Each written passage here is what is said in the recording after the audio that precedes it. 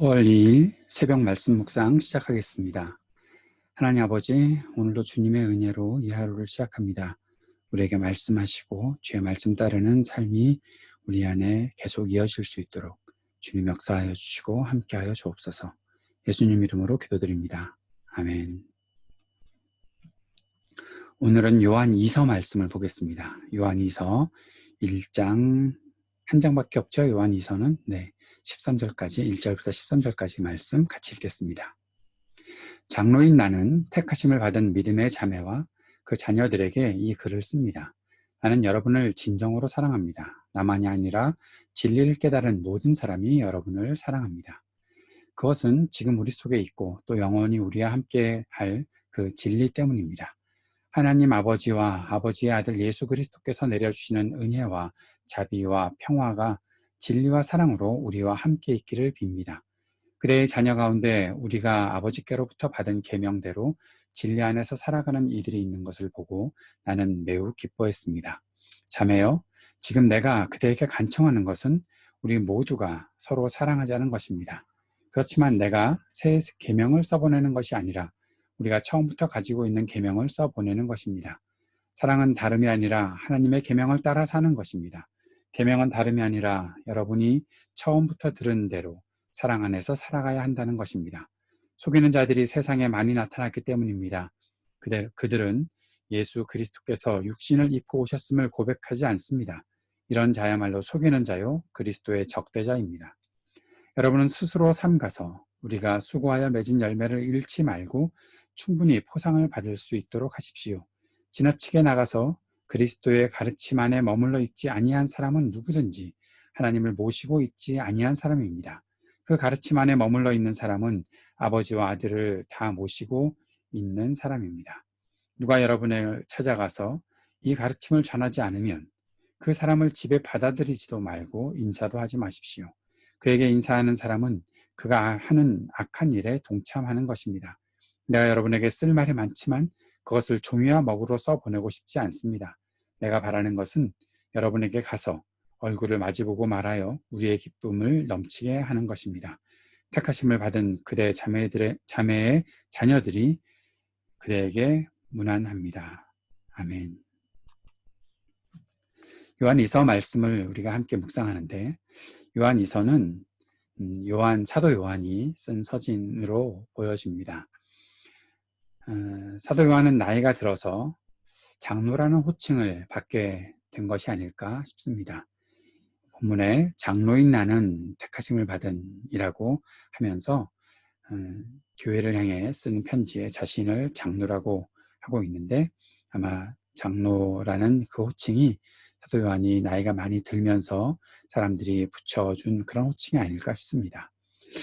더 관심이 가는 것은 요한 2서를 받는 이 수신자들이 누구인가 하는 것이죠.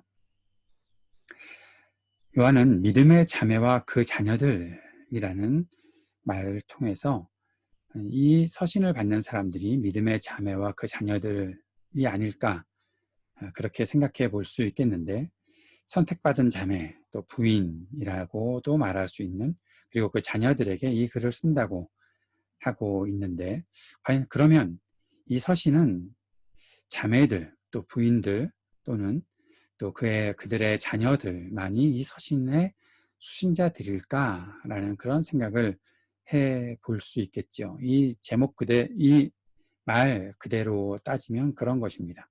그런데 아마 그 이름을 가지고 있었던 특정한 교회일 가능성이 있지 않을까. 교회가 그 이름이 택하심을 받은 자매 그리고 그 자녀들이 있는 그 교회를 가리키는 것이 아닐까라는 생각을 하게 되는데 바로 이 서신을 받는 사람들이 바로 이 이름을 가지고 있었던 교회가 아닐까 싶다는 것이죠. 교회의 이름이 택하심을 받은 믿음의 자매들 또 그 자녀들 그런 이름을 가지고 있지 않았을까 싶습니다. 어쨌든 이 서신은 모두에게 함께 읽혀지게 된 서신이기에 우리는 공동서신이라고 보고 또 이 서신을 함께 읽고 묵상해 나가는 것이죠. 사도 요한은 이 서신을 받는 수신자들에게 우리가 너희를 사랑한다. 수신자들을 사랑한다. 그리고 진리를 깨달은 모든 사람이 너희를 사랑한다라는 그런 말을 하고 있습니다. 그 진리와 사랑은 하나님 아버지와 예수 그리스도께서 주시는 은혜와 자비와 평화와 함께하는 진리이고 사랑이다. 그 진리와 사랑이 바로 그러한 진리와 사랑이다. 하나님 아버지로부터 온 것이고 또 예수 그리스도를 통해서 받는 그 진리와 자비, 은혜가 함께 있는 것이다 라고 하면서 그 사랑을 전하고 있다라고 말하고 있습니다. 우리가 단순히 교회가 함께 있었기 때문에 뭔가 정이 있고 그러한 정으로 있는 정으로 맺어진 그런 것이 아니라 하나님 아버지의 사랑, 하나님 아버지와 그 아들 예수 그리스도께서 내려주시는 은혜와 자비와 평화, 진리와 사랑으로 우리와 함께 있는 것이다. 그렇게 해서 우리가 바로 이 사랑을 함께 나누고 있다. 이 서신을 받는 수신자들이 바로 이것을 경험하고 느낄 수 있다는 것이죠. 참 어렵게 교회로 모이고 있고 함께 교회의 그 모습들을 가지고 있지만 그 어려움들을 돌파해 나갈 수 있는 그 나누고 있는 이 진리, 은혜, 자비, 평화 이 모든 것이 바로 하나님께서 주신 사랑 속에서 있던 것이다 라고 보게 되는 것입니다. 4절 말씀해 보십시오. 그대의 자녀 가운데 우리가 아버지께로부터 받은 계명대로 진리 안에서 살아가는 이들이 있는 것을 보고 매우 기뻐했습니다. 그렇게 살아가는 것이 눈에 띄었다라는 것이죠. 예, 맞습니다. 그것을 통해서 기뻐하는 것이 우리 가운데 있는 것이죠.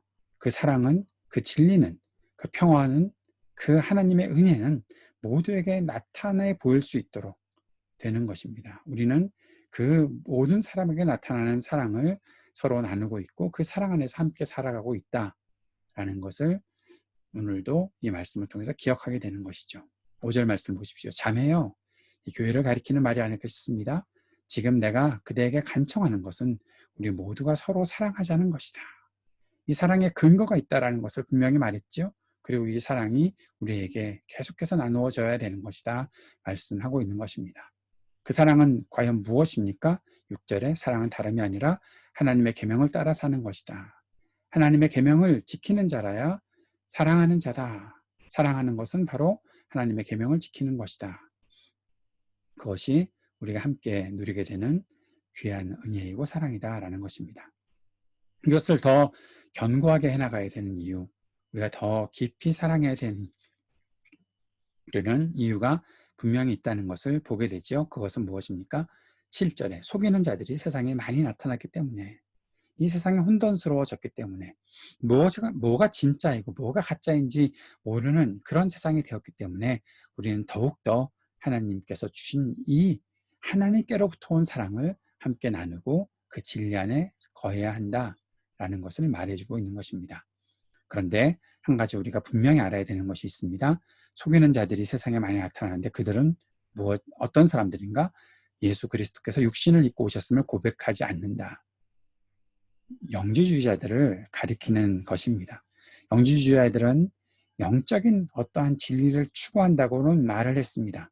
그러나 결국 영적인 것과 육신적인 것, 생활, 영적인 믿음, 그들이 말하는 믿음이라는 것, 영적인 것을 추구하면서 결국 육체로 나타나는 모든 생활들은 다 등한시했기 때문에 결국에는 어디까지 나아갔나 하면 그리스도께서 육신을 입고 오셨다는 것조차 고백하지 않게 되는 그런 결론까지 만들었던 것이죠. 육신으로는 아무렇게나 살아도 돼. 육신으로 살아가는 생활과 영적인 생활과는 다른 거야. 지금 이것을 쉽게 우리들에게 적용해서 설명하면 이런 것입니다. 교회에서 믿음 생활 열심히 잘하면 돼. 밖에 나가면 분주하고 바쁜데 그런 거 신경 쓸 수 없잖아. 그러니까 육체로 사는 것은 그냥 아무렇게나 살아도 괜찮은 거야. 이 사람들이 왜 초대교회에 많이 나타났고 왜 영지주의자들이 교회 속에서 계속해서 그런 가르침을 주었나 하면 수많은 핍박 또 로마의 압제 그런 것 속에서 이들은 그냥 교회에서 그냥 영적인 생활 말씀 읽고 묵상하고 기도하고 지내고 밖에 나가면 다 타협하고 지내자 그런 식으로 살았던 이들이 많이 나타났다는 거죠. 그러니까 그리스도께서 오셔서 우리들에게 가르쳐 주신 것은 무엇입니까? 믿음이라는 것은 그리스도의 삶을 따라가는 것인데, 희생하고 섬기며 따라가야 되는 것인데, 그런 것들 다 등한시하고 그런 것들과는 그냥 분리돼서 살고, 육체로는 또 우리의 생활에서는 그냥 살고, 그냥 우리는 교회에서나 그냥 좀 믿음 잘 지키는 것처럼 하면 되겠지 라는 그런 식으로 살아가는 사람들이 많이 나타났다는 것입니다.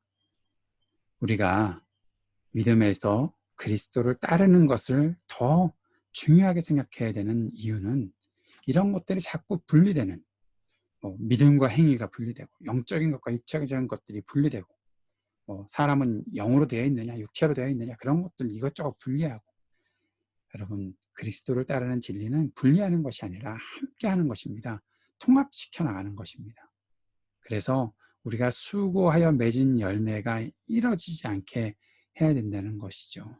그리스도의 가르침 안에 머물러 있어야 하는 것이고, 그 가르침이 우리의 생활로 움직여져야 한다는 것입니다. 이것을 분리시키는 일들이 교회에서 가르쳐진다면 그런 것은 가짜입니다. 거짓말하는 것입니다. 그것은 그리스도를 따르는 진리가 아니라는 것이죠. 사랑하는 여러분, 진리를 따르고 서로 사랑하며 사는 것은 추상적인 개념이 아닙니다. 현실에서 실현되어야 하는 것입니다. 믿음은 그리스도를 따라 사는 것입니다. 믿음은 따름과 연결되어 있는 것입니다. 우리가 예수님께서 이 땅에서 보여주셨던 말씀, 행동, 그 모든 것들을 다시 한번 생각하고 결단하고 도전받고 믿음을 우리의 생활로 보여줄 수 있는 삶을 살아갈 수 있도록 오늘도 다시 한번 성령님의 도우심을 구해야 할 것입니다. 그렇게 사는 사람들이 이 땅에서 진리를 증거하며 살게 하려고 하나님께서 우리를 택하시고 부르셔서 구원하셨다는 사실을 잊지 않고 살아가는 저와 여러분이 되었으면 좋겠습니다. 오늘도 우리 이 땅을 위해 중보하며 기도합시다. 어려운 때입니다. 또 AMC도 참 여러 가지로 힘든 때를 또 다시 한번 맞이하고 있습니다. COVID-19 이 일들을 잘 극복해 나갈 수 있는 인내와 또 절제와 지혜를 허락하여 주시기를 위해 간절히 기도했으면 좋겠습니다. 온라인으로 드려지는 주일 예배, 또 이번 금요일부터 있게 되는 성경 공부에 주님의 은혜가 있기를 우리 간구하며 나아갑시다. ITA 동열 선교사님께도 하나님께서 은혜 더하여 주시기를 위해 간구했으면 좋겠습니다. 특별히 우리 청년들 지혜와 용기를 주시고 믿음의 삶에 성숙함이 있게 하여 주옵소서. 주님 앞에 간절히 구할 수 있었으면 좋겠고, 우리 교우들의 가정, 또 우리 학교 공부를 이제 시작해야 하는데 또 온라인으로 계속했다는 수업을 진행하게 될 우리 자녀들에게도 복을 주시고 건강을 주시고 보호해 주시기를 위해 기도했으면 좋겠습니다. 함께 기도하겠습니다.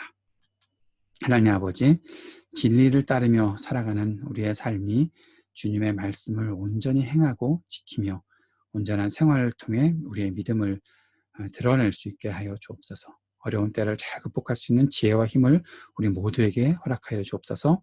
예수님 이름으로 기도드립니다. 아멘.